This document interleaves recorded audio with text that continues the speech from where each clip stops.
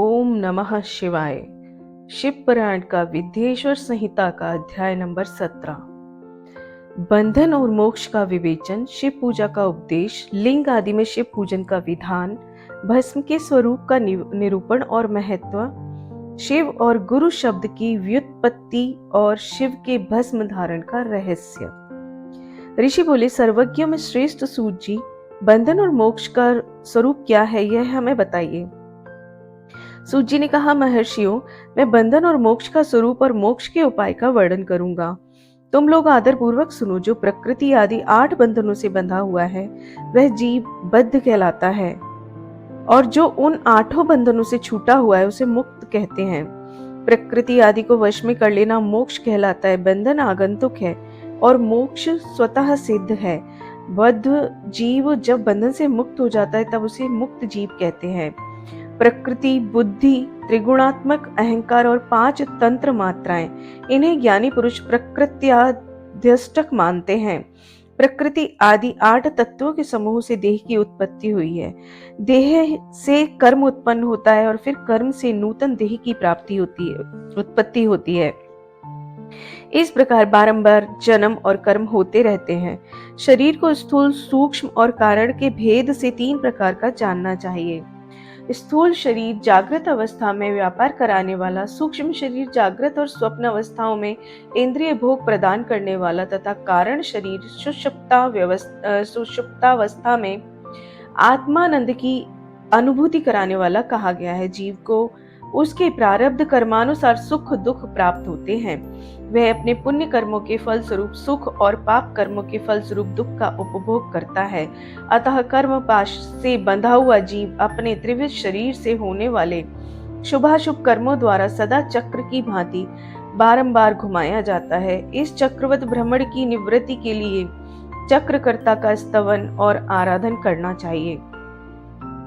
प्रकृति आदि जो 8 पाश बतलाए गए हैं उनका समुदाय ही महाचक्र है, और जो प्रकृति से परे हैं वे परमात्मा शिव हैं।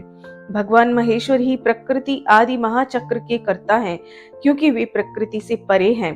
जैसे बकायन नामक वृक्ष का थाला जल को पीता और उगलता है, उसी प्रकार शिव प्रकृति आदि को अपने वश में करके उस पर शासन करते हैं। उन्होंने सबको वश में कर लिया है, इसीलिए वे शिव कहे गए हैं। शिव ही सर्वज्ञ, परिपूर्ण तथा निष्प्रह है। सर्वज्ञता, तृप्ति, अनादि बोध, स्वतंत्रता, नित्य अलुप्त शक्ति से संयुक्त होना और अपने भीतर अनंत शक्तियों को धारण करना, महेश्वर के इन 6 प्रकार के मानसिक ऐश्वर्यों को केवल वेद जानता है। अतः भगवान शिव के अनुग्रह से ही प्रकृति आदि 8 तत्व वश में होते हैं। भगवान शिव का कृपा प्रसाद प्राप्त करने के लिए उन्हीं का पूजन करना चाहिए। यदि कहें शिव तो परिपूर्ण है, निष्प्रह है, उनकी पूजा कैसे हो सकती है, तो इसका उत्तर यह है कि भगवान शिव के उद्देश्य से उनकी प्रसन्नता के लिए किया हुआ सत्कर्म उनके कृपा प्रसाद को प्राप्त कराने वाला होता है। शिवलिंग में, शिव की प्रतिमा में और शिव भक्त जनों में शिव की भावना करके उनकी प्रसन्नता के लिए पूजा करनी चाहिए। वह पूजन शरीर से, मन से, वाणी से और धन से भी किया जा सकता है। उस पूजा से महेश्वर शिव, जो प्रकृति से परे हैं, पूजक पर विशेष कृपा करते हैं और उनका वह कृपा प्रसाद सत्य होता है। शिव की कृपा से कर्म आदि बंधन अपने वश में हो जाते हैं। कर्म से लेकर प्रकृति पर्यंत सब कुछ वश में हो जाता है। तब वह जीव मुक्त कहलाता है और स्वात्मा राम रूप से विराजमान होता है। परमेश्वर शिव की कृपा से जब कर्म जनित शरीर अपने वश में हो जाता है, तब भगवान शिव के लोक में निवास का सौभाग्य प्राप्त होता है। इसी को सालोक्य मुक्ति कहते हैं। तब तंत्र मात्राएं वश में हो जाती हैं। तब जीव जगदम्बा सहित शिव का सामीप्य प्राप्त कर लेता है। यह सामीप्य मुक्ति है। उसके आयुध आदि और क्रिया आदि सब कुछ भगवान शिव के समान हो जाते हैं। भगवान का महाप्रसाद प्राप्त होने पर बुद्धि भी वश में हो जाती है। बुद्धि प्रकृति का कार्य है, उसका वश में होना शास्त्रीय मुक्ति कहा गया है। पुनः भगवान का महान अनुग्रह प्राप्त होने पर प्रकृति वश में हो जाएगी। उस समय भगवान शिव का मानसिक ऐश्वर्य बिना यत्न के ही प्राप्त हो जाता है। सर्वज्ञता और तृप्ति आदि जो जिस शिव के ऐश्वर्य हैं उन्हें पाकर मुक्त पुरुष अपने आत्मा में विराजमान होता है। वेद और शास्त्रों में विश्वास रखने वाले विद्वान पुरुष इसी को सायुज्य मुक्ति कहते हैं। इस प्रकार लिंग आदि में शिव की पूजा करने से क्रमशः मुक्ति स्वतः प्राप्त हो जाती है। इसलिए शिव का कृपा प्रसाद प्राप्त करने के लिए तत्संबंधी क्रिया आदि के द्वारा उन्हीं का पूजन करना चाहिए। शिव क्रिया, शिव तप, शिव मंत्र जप, शिव ज्ञान और शिव ध्यान के लिए सदा उत्तरोत्तर अभ्यास बढ़ाना चाहिए। प्रतिदिन प्रातः काल से रात को सोते समय तक और जन्म काल से लेकर मृत्यु पर्यंत तक सारा समय भगवान शिव के चिंतन में ही बिताना चाहिए। सदोजातादि मंत्रों और नाना प्रकार के पुष्पों से जो शिव की पूजा करता है वह शिव को ही प्राप्त होगा। ऋषि बोले, उत्तम व्रत का पालन करने वाले सूत जी, लिंग आदि में शिव जी की पूजा का क्या विधान है, यह हमें बताइए। सूत जी ने कहा, हे द्विजो, मैं लिंगों के क्रम का यथावत वर्णन कर रहा हूं, तुम सब लोग सुनो। वह प्रणव ही समस्त अभीष्ट वस्तुओं को देने वाला प्रथम लिंग है। उसे सूक्ष्म प्रणव रूप समझो। सूक्ष्म लिंग निष्कल होता है और स्थूल लिंग सकल। पंचाक्षर मंत्र को ही स्थूल लिंग कहते हैं। उन दोनों प्रकार के लिंगों का पूजन तप कहलाता है। वे दोनों ही लिंग साक्षात मोक्ष देने वाले हैं। पौरुष लिंग और प्रकृति लिंग के रूप में बहुत से लिंग हैं, उन्हें भगवान शिव ही विस्तार पूर्वक बता सकते हैं, दूसरा कोई नहीं जानता। पृथ्वी के विकार भूत जो जो लिंग ज्ञात हैं उनको मैं तुम्हें बता रहा हूं। उनमें स्वयंभू लिंग प्रथम है, दूसरा बिंदु लिंग, तीसरा प्रतिष्ठित लिंग और चौथा चर लिंग और पांचवा गुरुलिंग है। देवर्षियों की तपस्या से संतुष्ट हो उनके समीप प्रकट होने के लिए पृथ्वी के अंतर्गत बीज रूप से व्याप्त हुए भगवान शिव वृक्षों की अंकुर की भांति भूमि को भेद कर नादलिंग के रूप में व्यक्त हो जाते हैं। वे स्वतः व्यक्त हुए शिव ही स्वयं प्रकट होने के कारण स्वयंभू नाम धारण करते हैं। ज्ञानी जन उन्हें स्वयंभू लिंग के रूप में जानते हैं। उस स्वयंभू लिंग की पूजा से उपासक का ज्ञान स्वयं ही बढ़ने लगता है। सोने चांदी आदि के पत्र पर, भूमि पर और वेदी पर अपने हाथ से लिखित जो शुद्ध प्रणव मंत्र रूप लिंग है उसमें और मंत्र लिंग का आलेखन करके उसमें भगवान शिव की प्रतिष्ठा और आवाहन करें। ऐसा बिंदुनादमय लिंग स्थावर और जंगम दोनों ही प्रकार का होता है। इसमें शिव का दर्शन भावनामय ही है, ऐसा निस्संदेह कहा जा सकता है। जिसको जहां भगवान शंकर के प्रकट होने का विश्वास हो उसके लिए वहीं प्रकट होकर वे अभीष्ट फल प्रदान करते हैं। अपने हाथ से लिखे हुए यंत्र में या अकृत्रिम स्थावर आदि में भगवान शिव का आवाहन करके 16 उपचारों से उनकी पूजा करें। ऐसा करने से साधक स्वयं ही ऐश्वर्य को प्राप्त कर लेता है और इस साधन के अभ्यास से उसको ज्ञान भी होता है। देवताओं और ऋषियों ने आत्म सिद्धि के लिए अपने हाथ से वैदिक मंत्रों के उच्चारण पूर्वक शुद्ध मंडल में शुद्ध भावना द्वारा जिस उत्तम शिवलिंग की स्थापना की है उसे पौरुष लिंग कहते हैं तथा वही प्रतिष्ठित लिंग कहलाता है। उस लिंग की पूजा करने से सदा पौरुष ऐश्वर्य की प्राप्ति होती है। महान ब्राह्मण और महाधनी राजा किसी कारीगर से शिवलिंग का निर्माण कराकर जो मंत्र पूर्वक उसकी स्थापना करते हैं उनके द्वारा स्थापित हुआ वह लिंग भी प्रतिष्ठित लिंग कहलाता है, किंतु वह प्राकृत लिंग है। इसलिए प्राकृत लिंग ऐश्वर्य भोग को ही देने वाला होता है। जो शक्तिशाली और नित्य होता है उसे पौरुष कहते हैं तथा जो दुर्बल और अनित्य होता है वह प्राकृत कहलाता है। लिंग नाभि, जिह्वा, नासाग्र भाग और शिखा के क्रम से कटी, हृदय और मस्तक तीनों स्थानों में जो लिंग की भावना की गई है उस आध्यात्मिक लिंग को ही चर लिंग कहते हैं। पर्वत को पौरुष लिंग बताया गया है और भूतल को विद्वान पुरुष प्राकृत लिंग मानते हैं। वृक्ष आदि को पौरुष लिंग जानना चाहिए और गुल्म आदि को प्राकृत लिंग। साठी नामक धान्य को प्राकृत लिंग समझना चाहिए और शाली, अघनी और गेहूं को पौरुष लिंग। यहाँ पर लिंग के बारे में पूरा विस्तार से बताया गया है कि लिंग क्या चीज होती है। लोगों के मन में जो अलग धारणा है कि लिंग क्या होता है, यहाँ पर पूरी डिटेल इसमें बताई गई है कि लिंग नाभि, जिह्वा, नासाग्र भाग और शिखा के क्रम से कटी, हृदय और मस्तक, तीनों स्थानों में जो लिंग की भावना कही गई है उस आध्यात्मिक लिंग को ही चरलिंग कहते हैं। पर्वत को पौरुष लिंग कहा गया है, पर्वत को पौरुष लिंग कहा गया है, और भूतल को विद्वान पुरुष प्राकृत लिंग मानते हैं। जो भूतल है उसको प्राकृत लिंग माना जाता है। वृक्ष आदि को पौरुष लिंग जानना चाहिए और गुल्म आदि को प्राकृत लिंग। पूरा विस्तार यहाँ पर लिंग के बारे में दिया गया है। ये शिव पुराण के विदेश्वर संहिता के 17वें अध्याय में है, पेज नंबर 63 पर। जिन लोगों को लिंग के बारे में अगर कुछ डिटेल जानना है तो वो यहाँ पर आकर पढ़कर देख सकते हैं, समझ सकते हैं। चलिए आगे चलते हैं। अणिमा आदि 8 सिद्धियों को देने वाला जो ऐश्वर्य है उसे पौरुष ऐश्वर्य जानना चाहिए। सुंदर स्त्री तथा धन आदि विषयों को आस्तिक पुरुष प्राकृत ऐश्वर्य कहते हैं। चरलिंगों में सबसे प्रथम रसलिंग का वर्णन किया गया जाता है। रसलिंग ब्राह्मणों को उनकी सारी अभीष्ट वस्तुओं को देने वाला है। शुभ कारक बाणलिंग क्षत्रियों को महान राज्य की प्राप्ति कराने वाला है।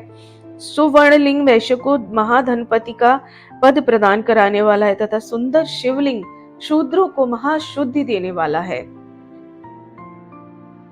यहाँ पर शिवलिंग की पूजा से शूद्रों को शुद्धि करने का भी प्रावधान बताया गया है।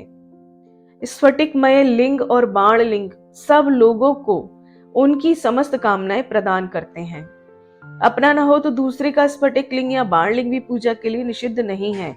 स्त्रियों विशेषतः सधवाओं के लिए पार्थिव लिंग की पूजा का विधान है। प्रवृत्ति मार्ग में स्थित विधवाओं के लिए स्फटिक लिंग की पूजा बताई गई है, परंतु विरक्त विधवाओं के लिए रस लिंग की पूजा को ही श्रेष्ठ कहा गया है। उत्तम व्रत का पालन करने वाले महर्षियों बचपन में, जवानी में और बुढ़ापे में भी शुद्ध स्फटिकमय शिवलिंग का पूजन स्त्रियों को समस्त भोग प्रदान करने वाला है।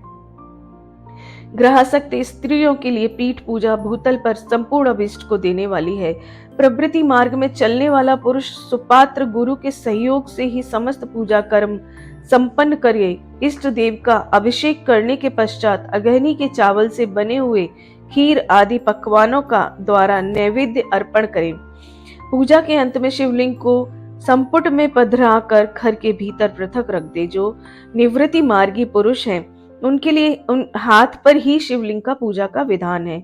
उन्हें भिक्षादि से प्राप्त हुए अपने भोजन को ही नैवेद्य रूप में निवेदित करना चाहिए। निवृत्त पुरुषों के लिए सूक्ष्म लिंग ही श्रेष्ठ बताया जाता है। वे विभूति के द्वारा पूजन करें और विभूति को ही नैवेद्य रूप से निवेदित भी करें।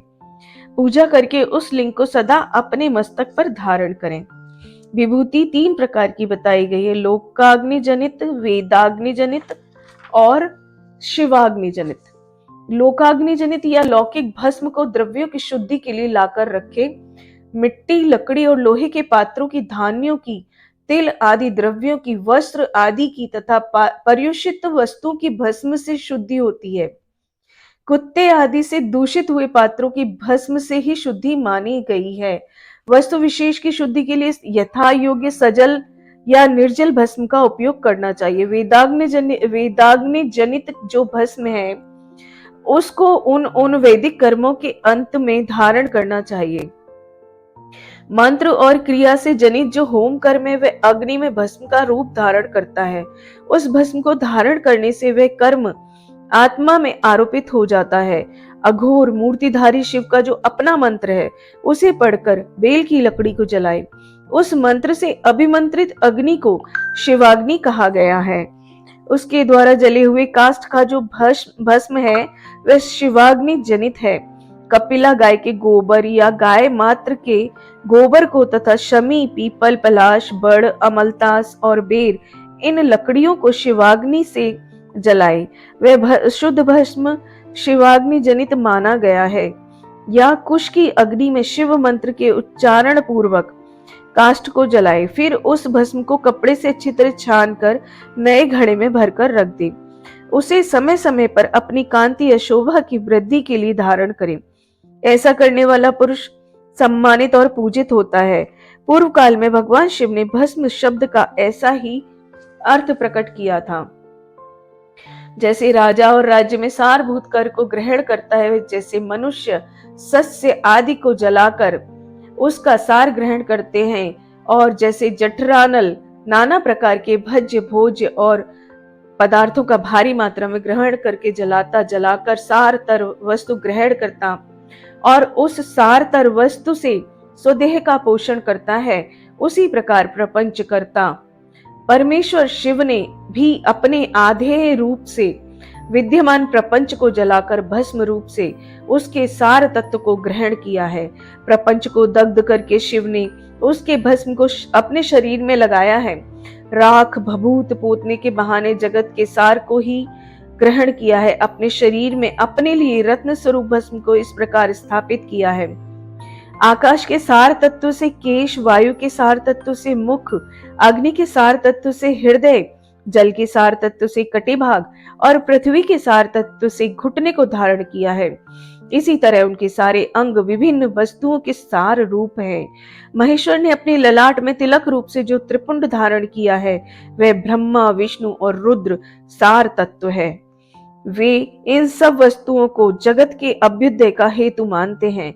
इन भगवान शिव ने ही प्रपंच के सार सर्वस्व को अपने वश में किया है, अतः इन्हें अपने वश में करने वाला कोई दूसरा नहीं है। जैसे समस्त मृगों का हिंसक मृग सिंह कहलाता है और उसकी हिंसा करने वाला दूसरा कोई मृग नहीं है, अतः उसे सिंह कहा गया है। शकार का अर्थ है नित्य सुख और आनंद, इकार का अर्थ है पुरुष और वकार का अर्थ है अमृत स्वरूपा शक्ति। इन सब का सम्मिलित रूप ही शिव कहलाता है, अतः इस रूप में भगवान शिव को अपना आत्मा मानकर उनकी पूजा करनी चाहिए। अतः पहले अपने अंगों में भस्म मले, फिर ललाट में उत्तम त्रिपुंड धारण करें। पूजा काल में सजल भस्म का उपयोग होता है और द्रव्य शुद्धि के लिए निर्जल भस्म का। गुणातीत परम शिव राजस आदि सविकार गुणों का अवरोध करते हैं, दूर हटाते हैं, इसलिए वे सबके गुरु रूप का आश्रय लेते हैं, आश्रय लेकर स्थित हैं। गुरु विश्वासी शिष्यों के तीनों गुणों को पहले दूर करके फिर उन्हें शिव तत्व का बोध कराते हैं, इसीलिए गुरु कहलाते हैं। गुरु की पूजा परमात्मा शिव की ही पूजा है।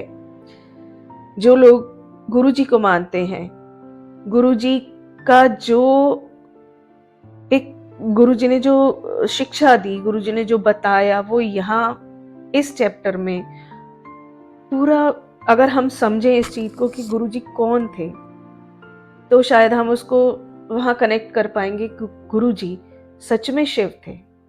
जो लोग गुरु जी को शायद कोई शिव रूप नहीं मानते थे या जो भी मानते थे, या जो फॉलोअर हैं मगर वो उनको गुरु जी को नहीं मानते कि वो गुरु जी भगवान का अंश थे, तो यहाँ ये सब पढ़ते हुए मुझे वो चीजें याद आ रही हैं जो गुरु जी को ही शिव मानते हैं, जो गुरु जी को शिव रूप, शिव अंश, जो भी आप समझ सकते हो, वो मानते हैं। तो यहाँ गुरु को ही शिव बोला गया है। गुरु की पूजा परमात्मा शिव की ही पूजा है। गुरु के उपयोग से बचा हुआ सारा पदार्थ आत्मशुद्धि कराने वाला होता है। जैसे कि गुरु जी मेडिटेशन पर बहुत ध्यान देते थे और बोलते थे कि आप ध्यान करो, ध्यान करो, सिर्फ ध्यान करो।